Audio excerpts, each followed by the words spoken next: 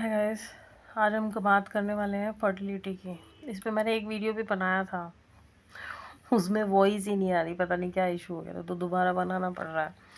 हाँ, तो हम फर्टिलिटी की बात करने जा रहे हैं। तो फर्टिलिटी का जैसे गाइस आजकल बहुत ज़्यादा वो चल रहा है कि आईवीएफ का बहुत ज़्यादा बूम पे है, राइट। लेकिन आपने कभी सोचा है ये लेबर क्लास जो होती है आपके घर में, जो भी मेड आती है काम वाली है, झाड़ू पोछा बर्तन करने वाली, कभी उनका पूछिएगा कि वो कभी आईवीएफ से उन्होंने बच्चे पैदा करवाए हैं क्या?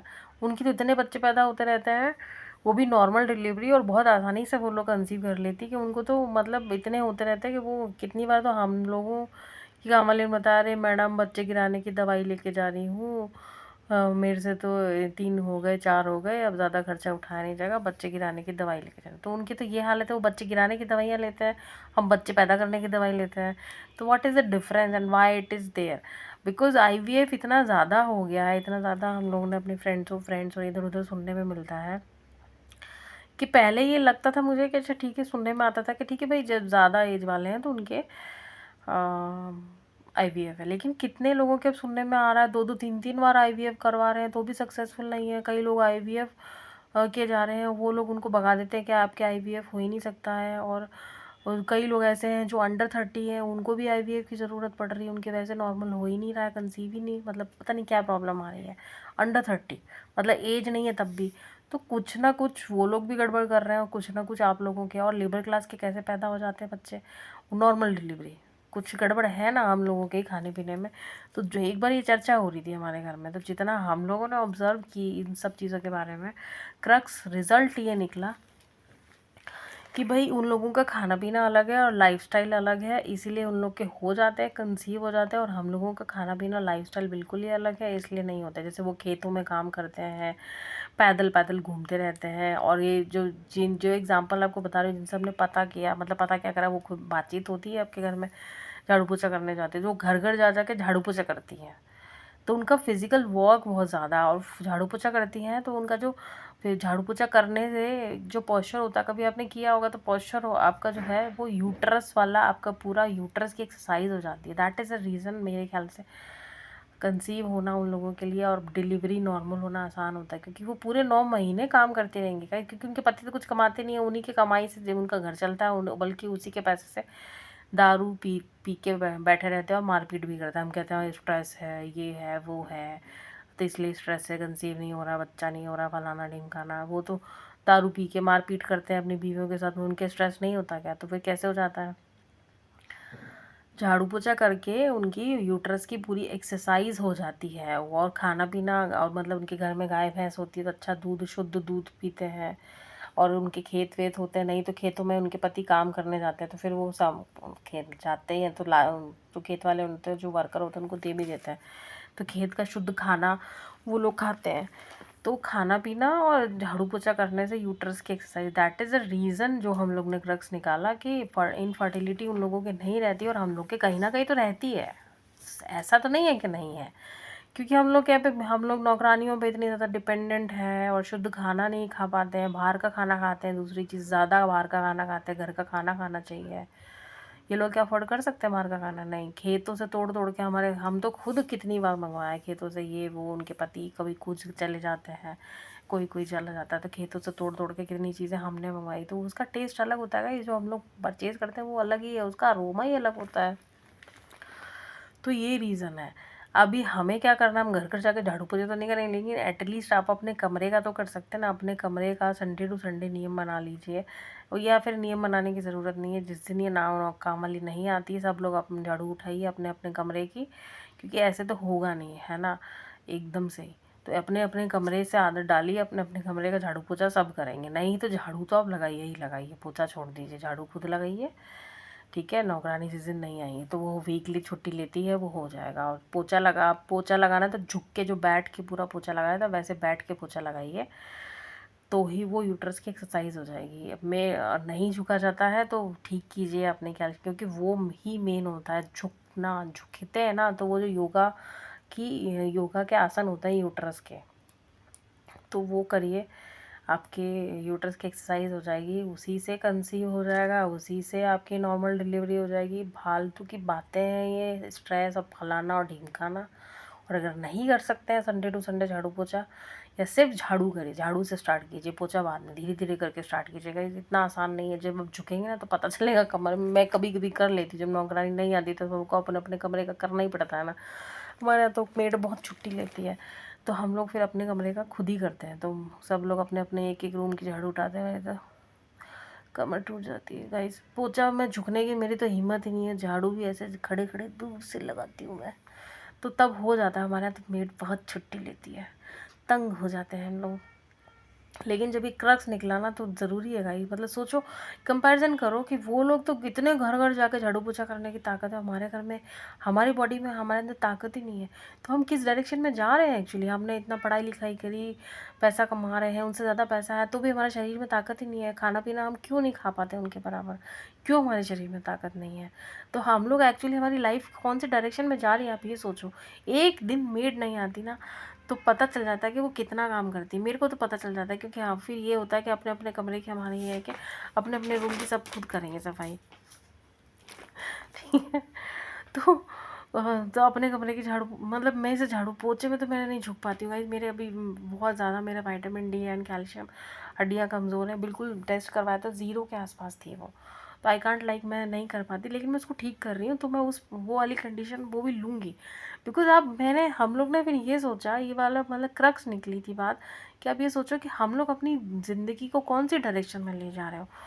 एक हमारे ही समाज के लोग हैं ना वो, ठीक है, 4th क्लास है, वो लोग घर घर जाके झाड़ू पोछा कर लेते हैं। आप वो एक दिन संडे को, मतलब वीकली छुट्टी लेते ही हैं, ये बहुत ही तंग कर देते हैं। तो अगर वीक में एक छुट्टी ले ली तो हमारी हालत ख़राब हो जाती है। एक कमरे का झाड़ू पोछा करना पूरे घर की, तो आई कैन डू दैट एक कमरे में। और वो वीकली, वो भी हफ्ते में एक बार। और ये घर घर जाके पूरे कितने घरों का, कितने बड़े बड़े घरों का झाड़ू पोछा करते हैं। तो हमारे पास उनसे ज़्यादा पैसा है, हम ज़्यादा पढ़े लिखे हैं, खाना पीना है, अच्छा हम खा सकते हैं, ड्राई फ्रूट्स वगैरह खा सकते हैं, सब खाते भी हैं, फिर भी हम लोग नहीं कर पाते। तो हम, ये बहुत ज़रूरी है, विचार लायक मुद्दा है कि हम लोग अपनी ज़िंदगी को कौन सी डायरेक्शन में ला रहे हैं, क्या हम हेल्दी लाइफ जी रहे हैं। बहुत ज़रूरी है गाइस, पहली चीज़ तो ये। तो आप जब करेंगे ना तो सेल्फ इंट्रोस्पेक्ट अपना आप हो जाएगा। जब नहीं आया ना काम वाली तो अपना आप खुद करिएगा ना, जब झुक के करेंगे ना तब कमर जब टूट जाएगी। और पोछे लायक तो मेरी तो कंडीशन नहीं, मेरी तो कमर टूटी रहती है और मेरे बम्पर वाला बैक पेन रहता ही है। उसका रीज़न ये भी है, दूसरा हेरिडिटल इशू है कि पापा को रहता ही था बैक पेन। वो उनका पूरा ये शनि बैठा हुआ था यही पेट वाले, कमर वाले एरिया में, लोअर अब्डोमेन में, इसी से गए। मेरे भी शायद बैठा हुआ है यही सी एरिया में, मैं भी इसी से ही जाऊँगी गाइस, मुझे लगता है। उनके शनि बैठा हुआ था और शनि ही उनको लेके गया, ये तो हमें पता ही है। उनकी कहानी क्या क्या ही बोले, उनको एक्चुअली नज़र लग गई थी गाइस। वो बहुत ज़्यादा एक्टिव थे, ही वॉज वेरी एक्टिव। और उनकी एज में उनके साथ वाले जो थे ना, वो बोलते थे कि भाई तू तो एक भी दवाई, जैसे जनरली 65 की एज में होता ही है ना गाइस। जैसे मेरी मॉम की है, उनकी दवाई है, हाई बीपी की दवाई है, शुगर की दवाई है, कैल्शियम की दवाई, पता नहीं कौन कौन सी, कितने सारे, उनकी पूरी दवाई का पत्ता आता है। बहुत सारी दवाइयाँ खाती है और आज से नहीं खाती हैं। जब वो अपनी उम्र में, जब हमारी एज की, तब तक तो हम तो सब पैदा हो चुके होते थे। और जब हमारी एज से भी शायद कम एज की थी, तब से वो हाई बीपी की और ये पता नहीं कौन कौन सी दवाइयाँ, हमने उनको दवाइयाँ खाते हुए देखा है। बस हमें इतना पता है। पापा को नहीं देखा, पापा सिर्फ एक एसिडिटी की टेबलेट लेते थे, वो भी कभी कभी, कोई ऐसा सच नहीं थी ऐसी, बस एक दवाई खाते थे कभी कभी एसिडिटी की, वही एसिडिटी उनको लेके गई। तो गाइस, अगर किसी को एसिडिटी रहने की टेंडेंसी है, उसको हल्के में मत लीजिएगा। बता रही हूँ, पापा का एग्जांपल आपके सामने है। वो कोई दवाई नहीं खाते थे और बहुत गर्व से कहते थे, देखो मैं कोई दवाई नहीं खाता। एक एसिडिटी खाते थे, वो ही उनको लेके गई, एसिडिटी से ही उनको कैंसर हो गया। खैर वो एक अलग चीज़ है, उनका ट्यूमर क्रिएट हो गया था वहाँ पे लोअर अब्डोमेन में, तो दैट इज़ द रीज़न वो गिर गए थे गाइस। अब इस पे भी एक बात अगर हम करें, कहाँ से कहाँ आ गए, फर्टिलिटी की बात करें। हाँ, तो वो एक्चुअली जब चलो बात निकली तो बता देती छोटी सी मैं। तो उनका ना ट्यूमर एनएस पे क्रिएट हो गया था। और वो कैसे हुआ था, वो एक्चुअली नाइट ड्यूटीज़ वगैरह लेते थे। काम एक एज में ना, एक लिमिट में काम करना चाहिए। बहुत ज़्यादा काम करते थे, डे शिफ्ट भी कर रहे हैं, नाइट शिफ्ट भी कर रहे हैं। लेकिन फिर ये था कि मैं नहीं जाऊँगा तो पेशेंट मर जाएगा। तो हम कहते थे, पापा आपने ठेका तो नहीं लिया है दुनिया का। उसके नतीजे क्या निकले, वो पेशेंट बचाते बचाते खुद चले गए। तो नाइट शिफ्ट से आ रहे थे, रात का 12-1 बज रहा था। एंड स्पेक्स था गाइस। और एज के साथ आपकी नज़र कितनी भी हो, जैसे मेरे को फील होता है रात में ना रिफ्लेक्शन पड़ता है एज के साथ में। आईज मतलब आपकी कितनी भी सही हो, डॉक्टर वगैरह कुछ भी बोल, लेकिन एज के साथ एक हल्का सा ना रात के टाइम में रिफ्लेक्शन पड़ने लग जाता है। मेरे पड़ने लगा रिफ्लेक्शन, तो मुझे ऐसे ऐसे करके देखना पड़ता है। वो रिफ्लेक्शन 65 की 66 की जो पापा का नहीं पड़ता होगा, तो वो ऊपर चढ़ रहे थे। रात का 12-1 बज रहा था, नाइट किसी का वही ऑपरेट करा के आ रहे थे। तो वो था, लिफ्ट थी, और वो पैर ऊपर रखना था, ठीक है, ऐसे पैर रखना था। रात का टाइम था, मैं खुद देख रही थी, हम लोग वेट ही कर रहे थे कि बहुत लेट हो गया, आ ही नहीं पापा। मैं बालकनी में ही खड़ी थी, हम देख रहे थे, और वो दूसरी बालकनी में मम्मी खड़ी देख रही थी। उनको दिख रहा था यहाँ से, मुझे मेरी बालकनी से पूरा नज़र नहीं आ रहा था। तो वो जो लिफ्ट वाला एक सीढ़ी चढ़नी थी ना, एक ऊपर पैर, फिर लिफ्ट आनी थी, वो उनको शायद रिफ्लेक्शन पड़ गया, वो ठीक से वो पैर जमा के रख नहीं पाए। इतने में वो गिर गए, और गिरे कहाँ से, कूल्हे की हड्डी से गिरे, मतलब जब बैठ गए, जैसे हम लोग बैठते नहीं पूरा आलती पालती मार के नीचे, तो कूल्हे की हड्डी पे प्रेशर पड़ गया, वहाँ एनएस पे प्रेशर पड़ गया, वहाँ पे ट्यूमर क्रिएट हो गया। वहीं से वो ढलने स्टार्ट हुए। तो वह कह भी रहे थे, वो घुटने पे थोड़ा सा खरोंच वरोच आई थी, वो रिफ्लेक्शन पड़ गया था एक्चुअली। एक स्टेप अप करना था, लेकिन रात बहुत हो गई थी, अंधेरा था वहाँ पे, ऐसा कुछ था, वॉट एवर। बट चश्मे वाले होते हैं ना गाइस, तो उनको रिफ्लेक्शन पड़ने लगता है रात की रोशनी में। मुझे खुद को अब हल्का सा रिफ्लेक्शन मुझे दिखने लगा है रात की रोशनी में, जैसे कुछ भी बारीक होता है तो मुझे रिफ्लेक्शन चश्मा ऐसे ऐसे करने लगता है। एज के साथ होती है, आपकी आईज़ वीक नहीं होगी क्या? तो उनको रिफ्लेक्शन पड़ गया, और इतने में कहानी हो गई। वो था नज़र का नतीजा। तो उनको सारे उनके कलीग्स और फ्रेंड सर्कल और जो भी था उनके, जैसे कॉलेज की रीयूनियन पार्टी नहीं होती, जाने से पहले वो सब करके, रीयूनियन पार्टी थी तो वो मिल के आए थे, तो सबके कुछ ना कुछ मेडिसिन थी। तो वो कहते तेरे तो कोई भी मेडिसिन, तू तो कोई भी दवाई नहीं खाता भाई, अब तू तो अपने जैसा बना दे। सब लोग टोकते थे, जैसे कहते हैं टोकना, हाय हाय करना, तो वो करते थे, और बहुत ही फास्ट थे। जैसे मैं सारी मेरी अंदर पापा की क्वालिटीज़ आई है, डिट्टो कॉपी मुझे बोलती है मेरी पूरी फैमिली, ठीक है, पूरा खानदान के। मैं पापा के डिट्टो, वो खुद भी कहते थे कि मेरा क्लोन है, क्लोन समझते हैं ना, बिल्कुल कॉपी। लेकिन बस ये एक चीज़, स्पीड नहीं आई है मेरे अंदर। उनकी स्पीड मेरी दूसरी, हाँ, सिस्टर में आई है, उसके अंदर वैसे नहीं है, लेकिन हाँ पापा का ये एक गुण आया है, वो स्पीड, पापा की स्पीड मेरी सिस्टर में आई, मेरे अंदर नहीं आई है, बस ये हालत नहीं बस वो स्पीड नहीं आई। तो वो बहुत स्पीडी भी थे, और डे शिफ्ट करा रहे हैं, नाइट शिफ्ट करा रहे हैं पेशेंट की। और फिर ये फेमस हो गया था कि भाई ठीक है, कोई जैसे नाइट शिफ्ट में जनरली लोग, लेडीज़ डॉक्टर से होती है ना नाइट शिफ्ट में लेडीज़ डॉक्टर रखना, तो आधी नींद में आएगी, पहले तो आएगी ही नहीं, ट्रीटमेंट मत कराना। तो जितनी भी लेडीज़ डॉक्टर थी ना, तो पापा के डिपार्टमेंट की, तो कहती थी डॉक्टर खत्री तो कर ही लेता है, उसको दे देते हैं। तो अपने दूसरे लोगों की ड्यूटियाँ भी करते थे।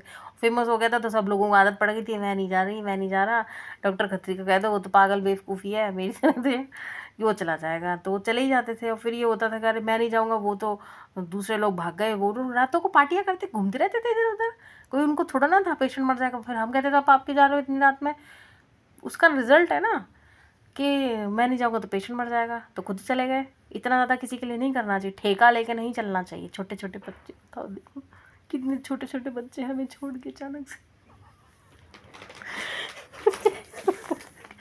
इतने छोटे भी नहीं, लेकिन एक लिमिट में हर चीज़ होती है, ठीक है ना। इतना भी अब रातों को घूमते रहते थे नाइट शिफ्ट करते हुए, नतीजे क्या निकले, रिफ्लेक्शन पड़ गया, हो गई कहानी ख़त्म।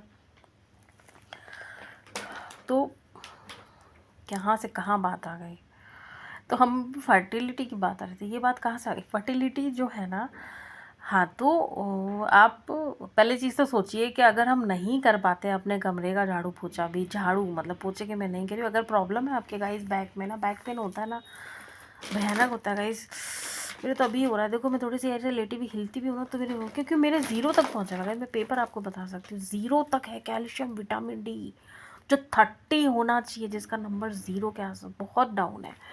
तो मैं उसको ठीक कर रही हूँ, लेकिन मैं करूँगी धीरे धीरे। लेकिन आपको स्टार्टिंग करनी है तो आप अपने कमरे से स्टार्टिंग से एक झाड़ू करिए, जब वो छुट्टी ले संडे टू संडे, फिर पोछे से बैठ के पोछा, तो आपके यूट्रस की एक्सरसाइज हो जाएगी उससे, एंड उससे नॉर्मल डिलीवरी, कंसीव, फलाना ढिमकाना सब कुछ हो जाएगा। कोई नहीं रोक सकता, फालतू की बातें ही हैं, ठीक है।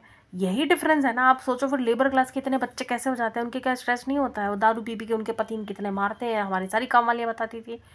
मारते हैं, उनके आराम से बच्चे हो जाते हैं, डिलीवरी हो जाती है, वो तो दवाइयाँ हमें को, अरे मैडम मम्मी से बात, अरे मैम, मैम बोलती थी, अरे मैम मैं तो दवा बच्चा, आउच दिवाली के गाइस मेरा दिल धड़क जाता है, कितनी कमज़ोर हूँ मैं बताओ। दिवाली के पटाखे मुझे भी लाने हैं, तो उनके मैं तो बच्चा गिराने की दवाई लेके आई हूँ, और बाकी हम इधर उधर सुनते हैं, हमारे यहाँ पे बच्चे ही नहीं होते, मतलब हमारी जो मिडिल क्लास जो है, पढ़े लिखे लोगों में बच्चे ही नहीं होते, अनपढ़ों में बच्चे होते, तो कुछ कमियाँ हमारे लाइफस्टाइल में है ना।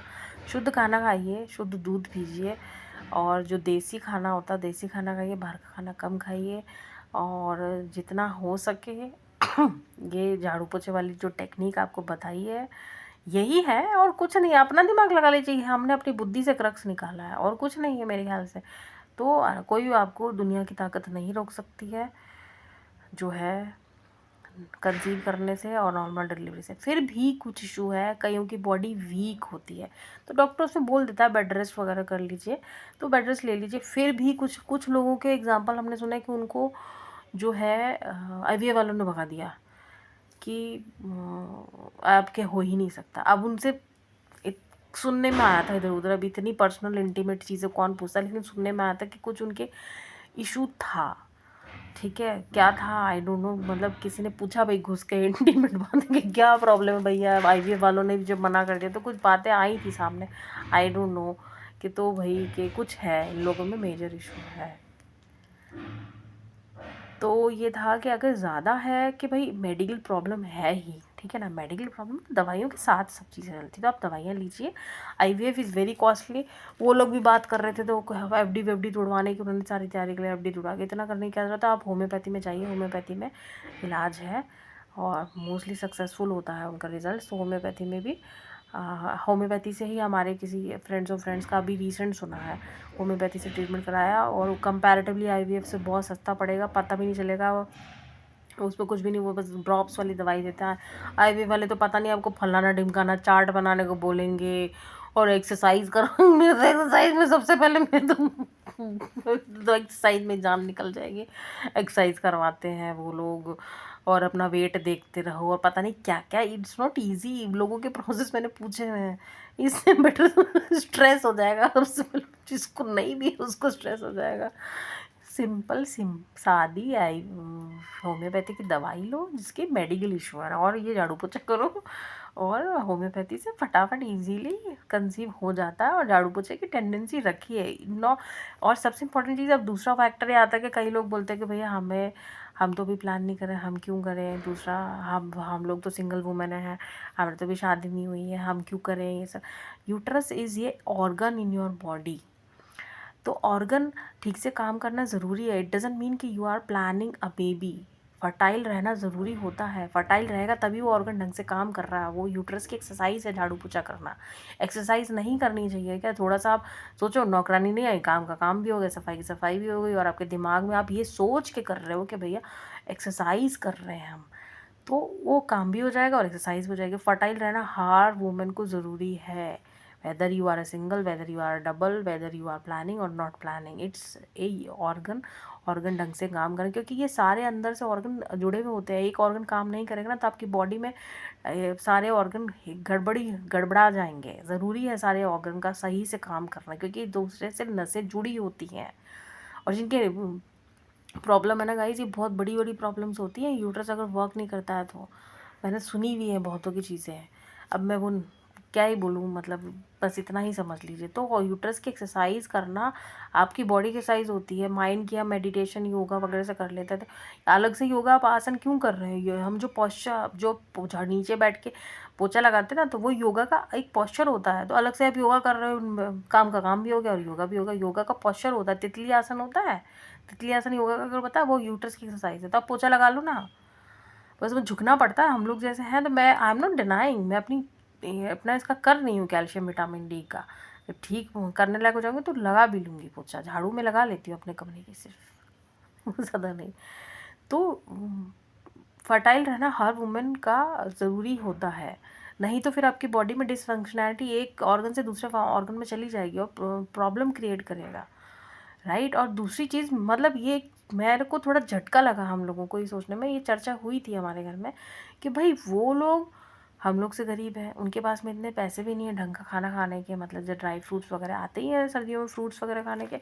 हम लोग सब अच्छी वगैरह डाइट लेते हैं, पढ़े लिखे हैं, मास्टर डिग्री, हाईली एजुकेटेड है, ठीक है, खाने पीने में पैसा है हमारे पास उनसे कंपैरेटिवली। बट फिर भी वो लोग इतने घरों की झाड़ू पोछा कर लेते हैं और एक दिन नौकरानी नहीं आती। ये मम्मी ने बोली थी बात क्योंकि जब नहीं आती तो घर में झगड़े होते थे, कौन करेगा कौन करेगा।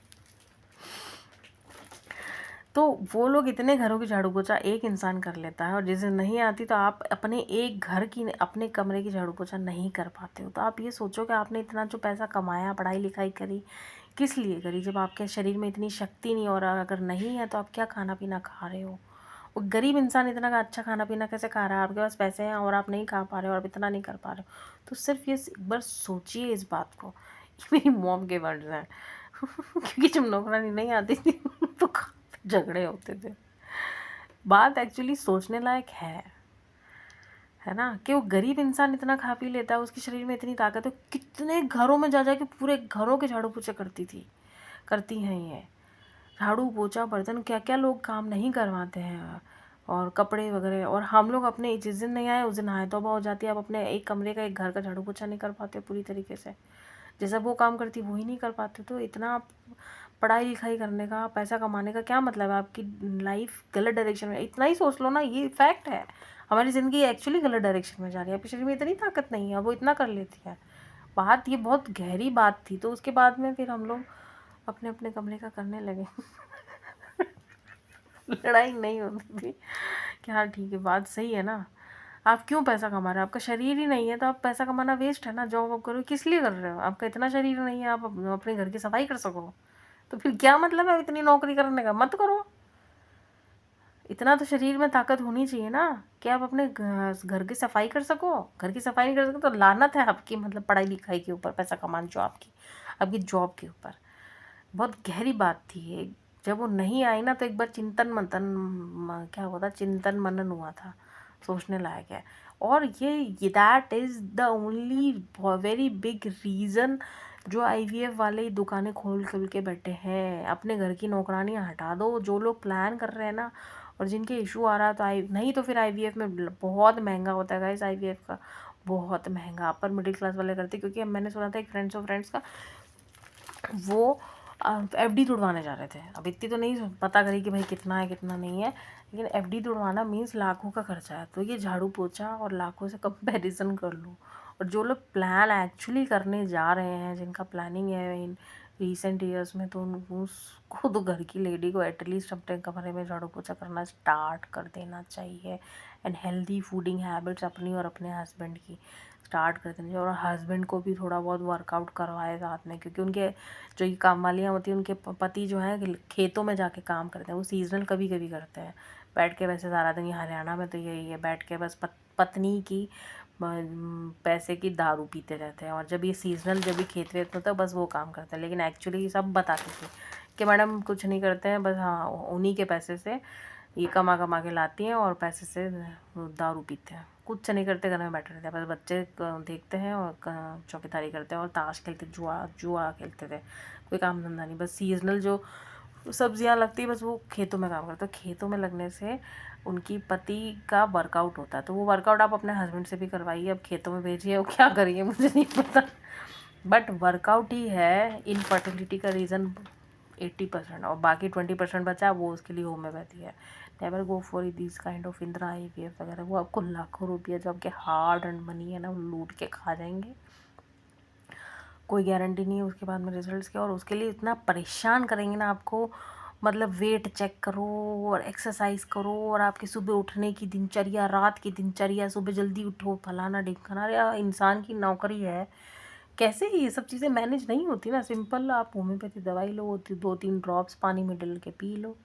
एक हमारे किसी का अभी किसी का सर्कल में हुआ है होम्योपैथी से उसका ट्रीटमेंट ना, बहुत इजीली उसका, उनका पता है क्या कहानी थी, मतलब जिसकी सुनते हैं उसकी नई नई कहानियाँ आजकल इतनी आ गई है ना।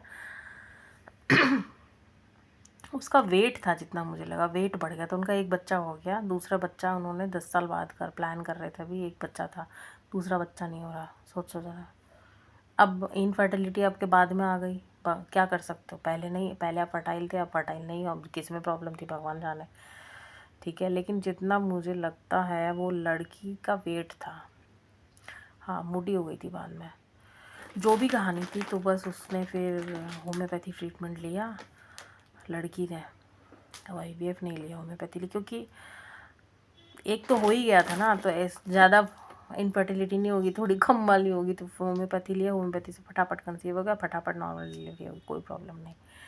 तो होम्योपैथी ज़्यादा बेटर होती है गाइस, किसी के मेडिकल प्रॉब्लम है तो। लेकिन वेट होता है गाइस, लेडीज़ में ना वेट का इशू होता है, तो वेट वो मोटी तो थी, हो गई थी शादी के टाइम पे, फिर भी नहीं थी, फिर एज भी कम थी, फिर 10 साल बाद उसकी एज भी बढ़ गई, है ना। अब जो भी था हस्बैंड वाइफ दोनों की कहानी, एज भी बढ़ गई, फिर वेट भी बढ़ गया, तो होम्योपैथी ले लो।